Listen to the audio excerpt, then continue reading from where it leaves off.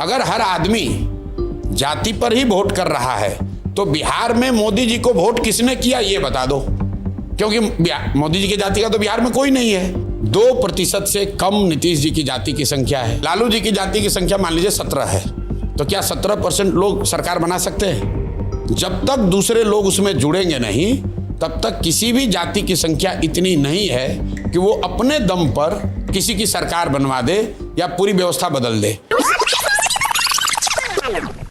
आप लोग पूरे इंडिया में नेटवर्क चला रहे हैं, जब आप बिहार में आते हैं तो ये कहते हैं कि बिहार में कास्ट बेस्ड पॉलिटिक्स होती है। ये फैक्ट नहीं है। आप बताइए कि आप कर्नाटक में जाते हैं तो क्या वहां लिंगायत और बोका लिग्गा फैक्ट नहीं है? हम ये नहीं कह रहे वहां नहीं हो रही, हम कह रहे हैं यहाँ हो रही। तो क्या आपने किसी कर्नाटक के मुख्यमंत्री के दावेदार से, नेता से, सांसद से पूछा कि भाई कर्नाटक में आप कास्ट बैरियर तोड़ पाएंगे? क्या आंध्र प्रदेश में कम्मा रेड्डी कापू का राजनीति नहीं हो रहा है? लेकिन जब आप चंद्रबाबू नायडू और जगन मोहन रेड्डी को इंटरव्यू करते हैं तो उससे ये नहीं कहते कि कास्ट बैरियर आंध्र में तो बिहार में पूछेंगे ना। नहीं, वहां पर भी आपने नहीं पूछा है, आज तक नहीं पूछा किसी ने नहीं।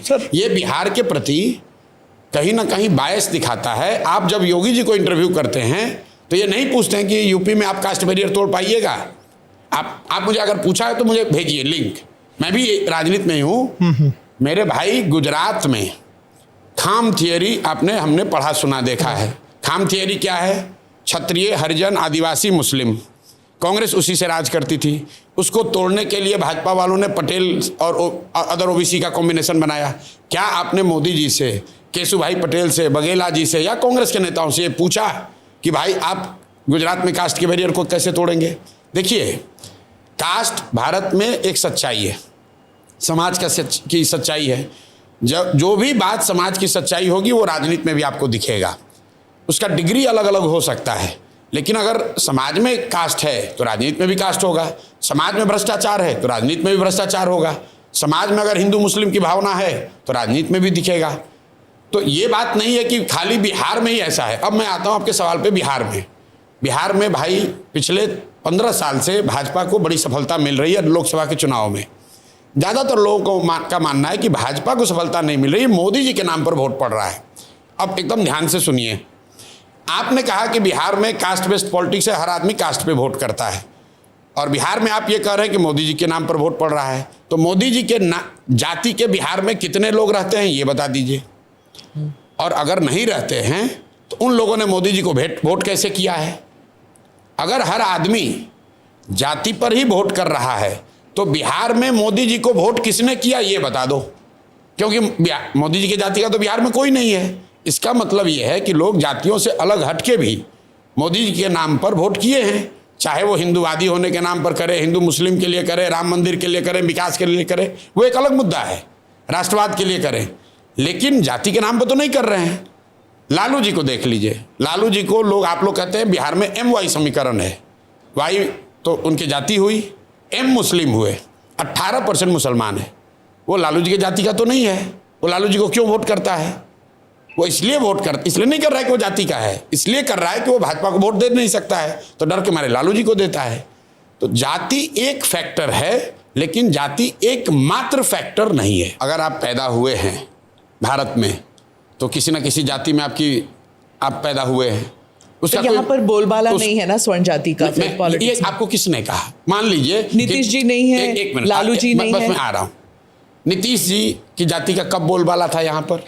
नीतीश जी की जाति की कितनी संख्या है बिहार में? 2% से कम नीतीश जी की जाति की संख्या है। तो नीतीश जी जब तक मुख्यमंत्री नहीं बने थे तो क्या हमने किसी एनालिस्ट ने कहा था कि उनकी जाति का बोलबाला हो जाएगा बिहार में? और मेरी जाति का बोलबाला क्यों होना चाहिए? भाई बोलबाला तो अच्छी सरकार का होना चाहिए, लेकिन ये जो धारणा है कि आपकी जाति की संख्या ज़्यादा होगी तो आप जीत पाएंगे, ये सिर्फ बिहार नहीं, पूरे इंडिया का हमसे आंकड़ा ले लीजिए। ज़्यादातर राज्यों में जो सबसे ज़्यादा संख्या वाली जातियों के नेता हैं वो मुख्यमंत्री या टॉप पोस्ट पर नहीं पहुंचते हैं। आप आंध्रा को उठा के देखिए। आंध्रा में सबसे बड़ी जाति दलितों के बाद कापू की है, लेकिन वहाँ मुख्यमंत्री कौन बन रहा है? वो कम्मा बनते हैं या रेड्डी बनते हैं। महाराष्ट्र में भी आप देख लीजिए, जिनकी सबसे बड़ी जाति की संख्या वो नहीं बनते हैं। गुजरात, जिसकी जो सबसे बड़ी जाति की संख्या होती है उसका राज्य के टॉप पोस्ट पर पहुंचना। मोदी जी की जाति के कितने लोग गुजरात में हैं?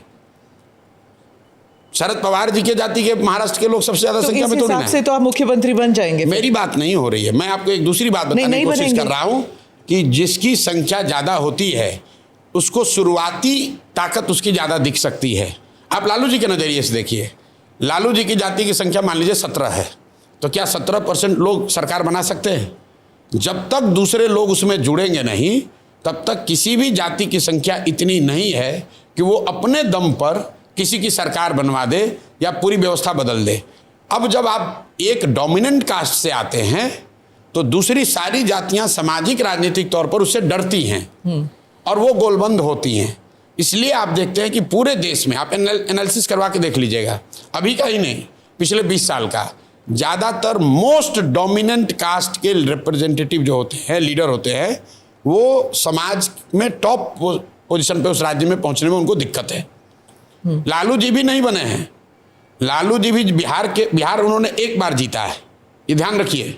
आप कहिएगा लालू जी हाँ यादव सबसे बड़ी समाज उनका संख्या वो बने, नहीं बने। लालू जी यहाँ 1995 में एक ही बार चुनाव जीते अपने दम पर, और वो तब जीते जब वो गरीबों के नेता के तौर पर देखे जाते थे। उसके बाद जब वो पिछड़ों के नेता हुए, तो जब वो गरीबों के नेता थे तो लालू जी की पार्टी 54 में 53 MP जीत कर आई थी, तब बिहार झारखंड साथ में था। तो आप जब लालू जी पिछड़ों के नेता बन गए तो उनकी MP की संख्या घट के 20-25 हो गई। जब वो यादवों के नेता हो गए तो घट के 10-12 आ गए। अब वो RJD के यादव के नेता हैं तो उनकी संख्या 2-4-5 है।